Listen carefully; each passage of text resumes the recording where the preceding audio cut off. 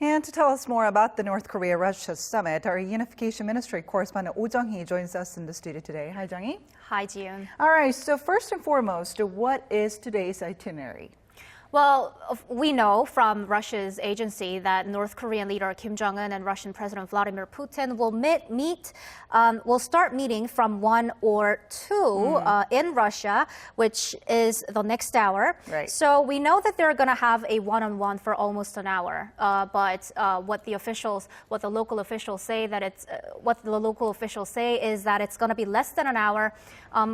Probably about 30 minutes. And then after that one-on-one, they're going to have an expanded meeting, which could go up to almost like 3 hours. Okay. So in total, it's expected that North Korean leader Kim Jong-un and Russian President Vladimir Putin could be meeting for 4 hours in total. And what we're expecting is that their meeting today could end with a possible dinner banquet in the evening. So that's an outline of what to expect throughout the day today. All right, so who could be possibly joining the talks? I mean, who are we seeing people from each side, from Russia and North Korea's side? Well, for now, we have a footage coming in from Russia. We're seeing the exterior of a Far Eastern Federal University in Russia's eastern city of Vladivostok. And that's where North Korean leader Kim Jong-un is staying. He's actually staying there. He spent the night there after he arrived in the city yesterday. And that's also the venue where he'll be meeting up with Russian President Putin very soon. Right. There's been a lot of talks over where they're going to be meeting or when they're going to be meeting, right? Because we didn't really have the exact confirmation on the venue or the date until the last minute. That's right. But Vladivostok was regarded as highly likely because, President Putin has his own schedule of heading over to China for a One Belt, One Road initiative. And many speculated that he could be meeting with North Korean leader Kim Jong-un on his way, which means that he'll basically be, dropping by in Vladivostok on his way en route to China. So now we know that Vladivostok is the venue. And to tell you briefly about, past North Korea-Russia summits, there have been numerous summits, of course, between the two countries. But it is the second time that the leaders of North Korea and Russia are meeting in Vladivostok. Most of the times they met in Moscow, and this is the second time in history that they're sitting down in the eastern city of Vladivostok. All right. Now, going back to the discussions that they're going to have today, or first of all, tell us more about the people who are going to be joining in the talks today. Right. So we can't be completely sure on who's going to be, sitting down in the expanded meeting with the leaders of the two countries. But from North Korean side, we're expecting some key figures who's in charge of the economy and, of course, the denuclearization talks to sit with, to accompany North Korean leader Kim Jong-un, and that includes Kim Kyung-hee, who's in charge of the personnel affairs in North Korean government, Oh Soo-yong, who's basically in charge of the budgetary issues and the economy issues in the region, and we have the foreign minister Lee Yong-ho and the first vice foreign minister Choi Sun-hee, and these two have also been deeply involved in nuclear negotiations with the U.S. Right. Other than them, from Russia's side, we're expecting, Deputy Prime Minister to appear.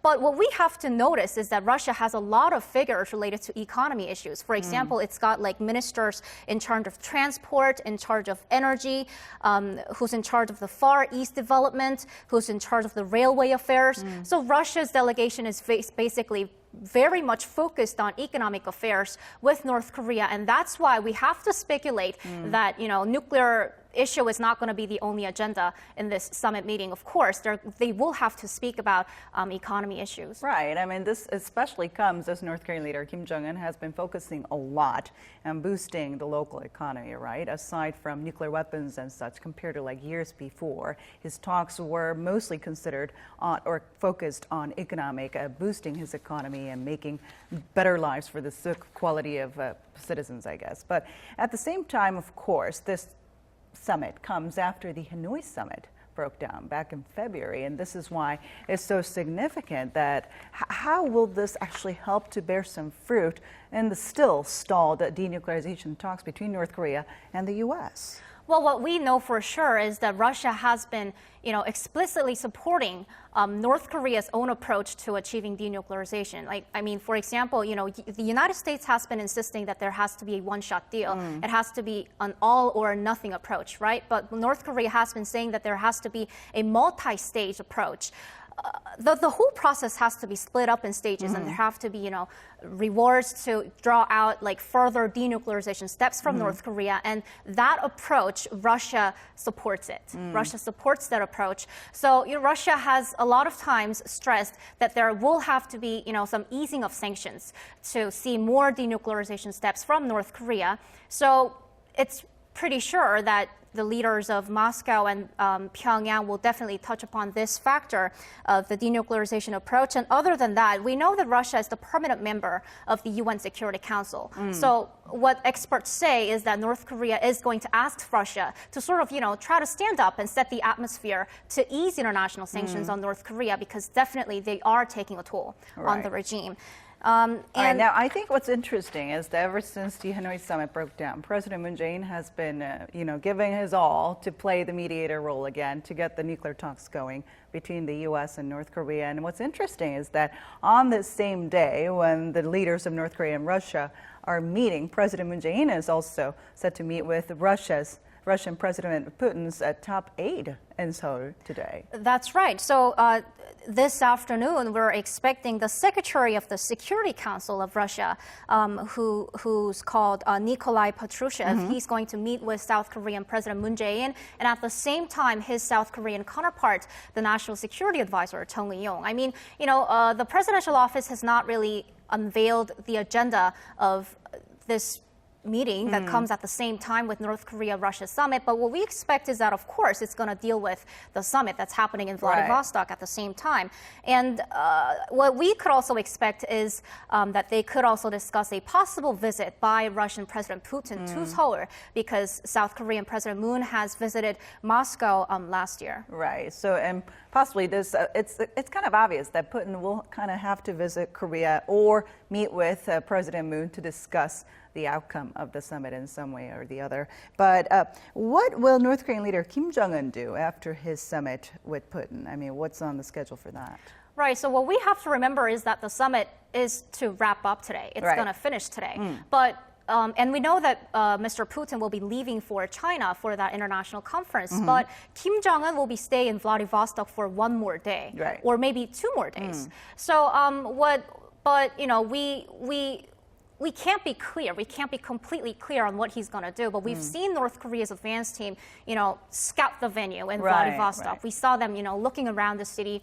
So based on that, what we think is that North Korean leader Kim Jong-un could possibly have a meeting with North Korean students and researchers in Vladivostok. And he could also, visit Russia's Pacific Navy Fleet headquarters.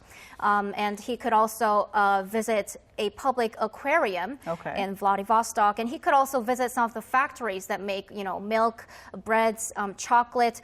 And for your information, North Korea's previous leader, Kim Jong-il, visited in 2002 a bread factory in Russia. So it is possible that North Korean leader Kim Jong-un could make a visit to that place as well. Right. I mean, nothing's up for sure. We could only guess, right, until things are out for exact confirmation. But going back to President Moon Jae-in and of course, he's holding the talks with Russia's top aide today. But how has he been doing in terms of mediating between the U.S. and North Korea and getting other people to cooperate in the denuclearization process here on the Korean Peninsula? Because we know that he just wrapped up his visit to Central Asia as well. And we know that there he also called for support for his ongoing peace process, right?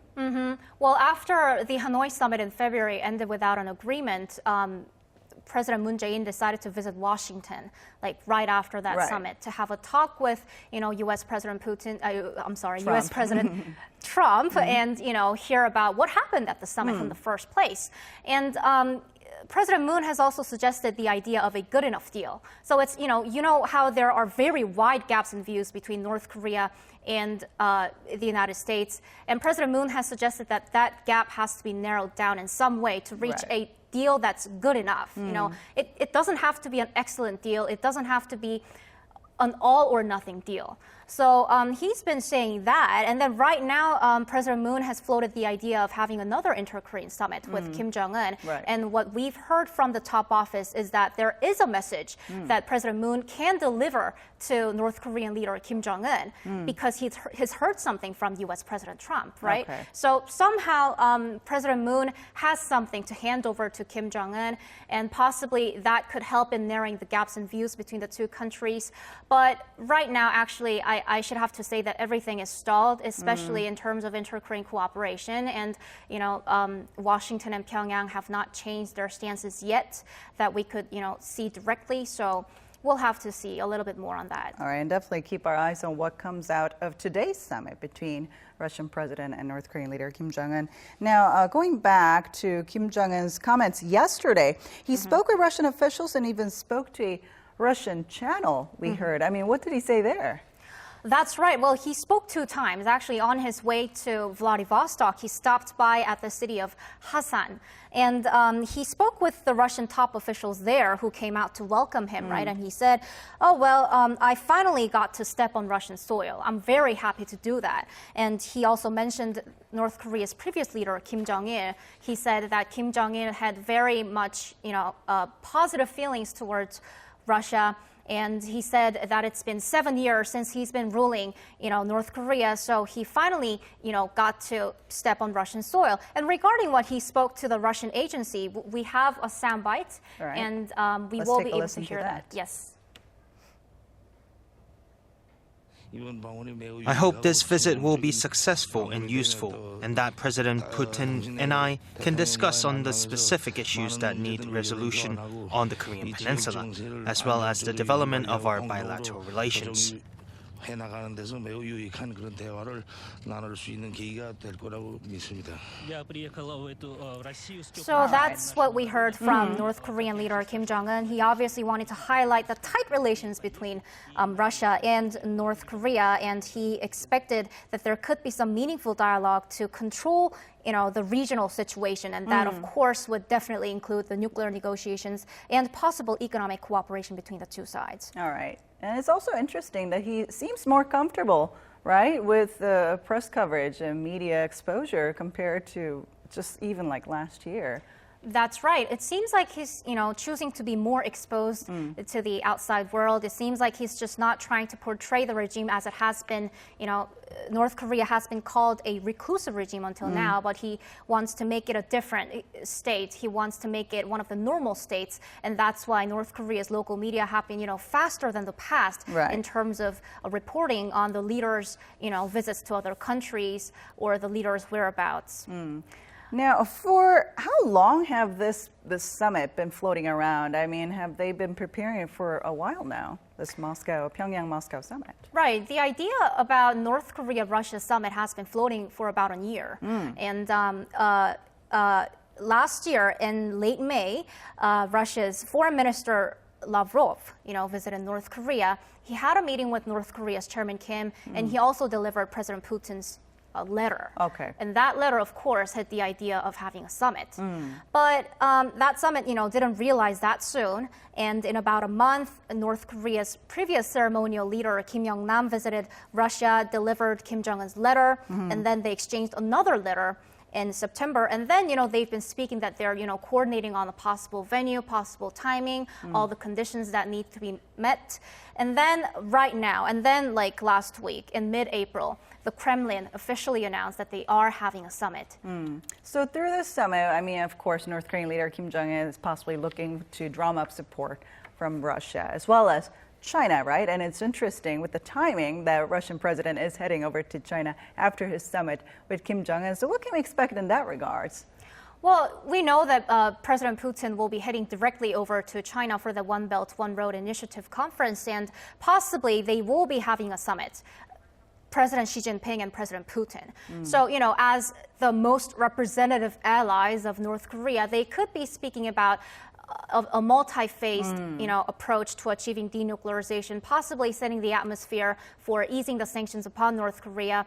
And, you know, they will try to come up with that and try to maybe speak with South Korea and the U.S. about that to, you know, to sort of refrain Right. from applying too much pressure on the regime, possibly. Right, and we also heard from our earlier reporter, Iji-won. She talked about how it's possible that we could hear that Putin might suggest to Kim Jong-un to resume six-party nuclear talks, which has been stalled or stopped, suspended since 2009. So we'll probably have to put our eyes onto that possibility as well. Thank you so much for coming in today. Oh, you're welcome.